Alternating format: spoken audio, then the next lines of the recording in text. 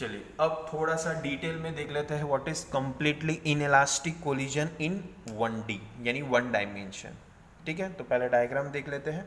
See this is object 1 mass m1 initial velocity v1i which is moving with velocity towards right side. This is sphere 2 object 2 having mass 2 initially at rest. Now this will be the scenario before the collision. After the collision आप देख सकते हो दोनों objects combined होकर कुछ नई velocity vf के साथ मूव कर रहे हैं इनिशियल जो ऑब्जेक्ट 1 का डायरेक्शन था उसी डायरेक्शन में। ठीक है, तो that will be the diagram for inelastic collision, completely inelastic collision. तो consider an object 1 having mass m1 velocity v1i colliding with object 2 having mass m2 at rest. Collision जो होगा वो m1 और m2 के यानी ऑब्जेक्ट 1 और object 2 के बीच में होगा, लेकिन ऑब्जेक्ट 1 मोशन में है, 2 रेस्ट पर था initially before collision. After collision both object moves together in same direction with the speed suppose vf, with the speed vf।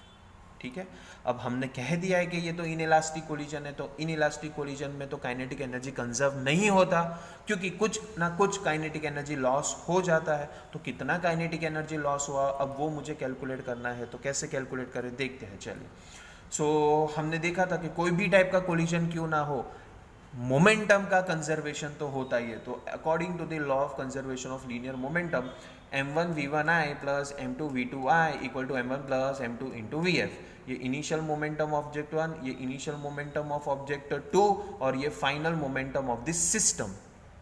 But हमें तो पता है कि v2i तो जीरो था, तो ये जीरो हो जाएगा, रह जाएगा m1 v1i equals to m1 plus m2 into vf।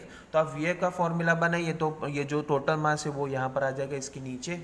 ठीक है ना, सो v1f vf is m1 v1i upon m1 plus m2. This will be the final speed after collision. Done? चलिए, फिर कितना काइनेटिक एनर्जी लॉस हुआ, तो loss of kinetic energy that will B initial kinetic energy minus final kinetic energy. Initial ज्यादा होगा, final कम होगा, यानी higher minus lower हमने लिया है। तो लॉस ऑफ काइनेटिक एनर्जी यानी डेल्टा के, तो delta K can be written as kf minus ki minus kf। But initially तो इंडिविजुअल दोनों मोशन में थे, तो पहले ऑब्जेक्ट का kinetic energy half M V 1i square और दूसरे का half m2 v2i square minus final kinetic energy that will be for a system, तो half mass total m1 plus m2 और फाइनल स्पीड क्या था vf दी square. लेकिन v2i तो zero था तो ये चला जाएगा बराबर, तो रह जाएगा सिर्फ ये दोनों टर्म्स और उसमें से vf का इक्वेशन तो हमें पता है, तो यहाँ पर हम सब्स्टिट्यूट कर लेते हैं। तो put vf equals to m1 v1i upon m1 plus m2, तो डेल्टा क्या हो जाएगा, ये initial term half m1 v1i square minus half m1 plus m2 as it is, और vf की जगह पर हमें ये वैल्यू सब्स्टिट्यूट कर देना है, तो m1 v1i the whole square upon m1 plus m2 the square बराबर। तो ये m1 m2 कैंसिल हो गया, एक एक नीचे एक रहेगा। अब आप देख सकते हो कि दोनों में ये half m v1i square half m v1i square common निकल गया, रह जाएगा 1 माइनस यहाँ पर ये m1 का स्क्वायर है तो एक m1 रहेगा, तो m1 upon m1 plus m2 का आप एलसीएम ले लीजिए, तो यहाँ पर m1 plus m2 minus m1 upon m1 plus m2 आएगा, m1 कैंसल। सो आपके पास चेंज इन काइनेटिक एनर्जी यानी कि लॉस ऑफ काइनेटिक एनर्जी जो होगा that will be half m1 m2 as it is v1i the whole square upon m1 plus m2 यानी half m1 m2 v1i square upon m1 plus m2। This will be the formula of loss of kinetic energy in completely inelastic collision in one dimension. आ गया समझ में सबको? चलो great. चलिए अब हम देख लेते हैं elastic collision in 2 dimension 2D। तो पहले आपको मैं डायग्राम समझा देता हूँ अच्छी तरह से।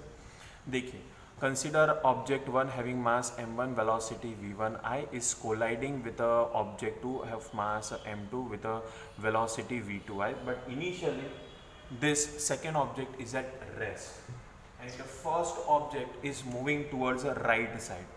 फर्स्ट ऑब्जेक्ट जो है वो यहाँ पर राइट साइड पर मूव कर रहा है इस तरह से, ये डायरेक्शन में। ठीक है बराबर। Now it is in 2 dimension collision, तो पहला ऑब्जेक्ट मान लो कोलाइड होके यहाँ पर गया तो दूसरा ऑब्जेक्ट यहाँ पर चला गया।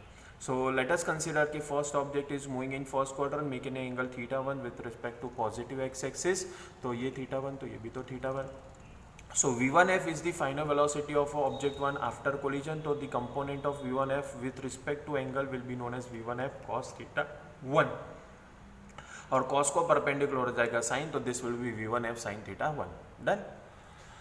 Now sphere 2 is moving in fourth quadrant making an angle theta 2 with respect to plus x-axis. So this will be theta 2, so this will be also theta 2. So the component of v2f with respect to angle will be v2f cos theta 2 and perpendicular to cos that will be v2f sin theta 2. Done.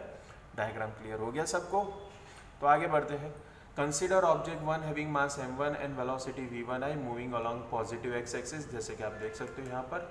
And towards object 2 having mass m2 at rest, यानी v2i जो है initially वो rest पर था, zero था. After collision object 1 and 2 moving in different direction as you can see in the diagram. बराबर. Object 1 with velocity v1f at angle theta 1 in first quadrant and object 2 with velocity v2f at angle theta 2 in fourth quadrant. जैसे देख सकते हो आप, ये first quadrant में और ये फोर्थ क्वाड्रेंट में गया. अब हमने देखा था कि कोई भी टाइप का कोलिजन क्यों ना हो, लीनियर मोमेंटम कंजर्व रहता है. तो as per law of conservation of linear momentum m1 v1i vector plus m2 v2i vector equals to m1 v1f vector plus m2 v2f vector. यहाँ पर वेक्टर लेना इसलिए ज़रूरी है क्योंकि हम 2 डायमेंशन की बात कर रहे हैं और 2 डायमेंशन में डायरेक्शन यानी वेक्टर का साइन होना बहुत ही ज़रूरी होता है. डन. अब हमें पता है कि v2i तो जीरो था, रेस्ट पर था, तो वो जीरो. और ये अलग अलग कंपोनेंट वाइज अगर हम इक्वेशन देखना चाहें तो देख लेते हैं कि अब अगर मैं एक्स एक्सिस की बात करूं तो एक्स एक्सिस पर आप देखिए तो इनिशियली ये स्पीयर 1 एक्स एक्सिस पर मोशन कर रहा था, लेकिन आफ्टर कोलिजन स्पीयर 1 का एक्स कंपोनेंट ये है कॉस और स्पीयर 2 का भी एक्स कंपोनेंट कॉस है. तो m1 v1i प्लस 0 क्योंकि ऑब्जेक्ट 2 तो रेस्ट पर था initially is equals to m1 v1f cos theta 1 plus m2 v2f cos theta 2. This will be our equation number 1. समझ में आया सबको ये पहला equation? So let's proceed with y coordinate. So take y component only. अब सिर्फ vertical axis पे बात कर रहे हैं, लेकिन आप देखिए कि बिफोर कोलिजन सारे मोशन एक्स एक्सिस पर थे, वाई एक्सिस पर तो कोई मोशन ही नहीं है. लेकिन आफ्टर कोलिजन एक वाई कंपोनेंट, पहले वाले ऑब्जेक्ट का वाई कंपोनेंट ऊपर जा रहा है तो दूसरे वाले का वाई कंपोनेंट नीचे आ रहा है. ठीक है ना, तो वो नेगेटिव हो जाएगा. So initially there will be no motion along Y axis, तो बोथ आर 0 0. लेकिन after collision m1 v1f sin theta positive minus m2 v2 sin theta 2. This will be final velocity, final momentum of second object. पहले वाले का momentum positive क्योंकि ऊपर जा रहा था, दूसरे वाले का नेगेटिव. ये आ गया समझ में सबको?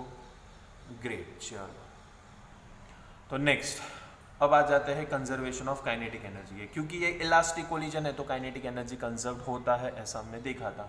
सो half M v1i square plus half m2 v2i square equals to half m1 v1f square plus half m2 v2f square.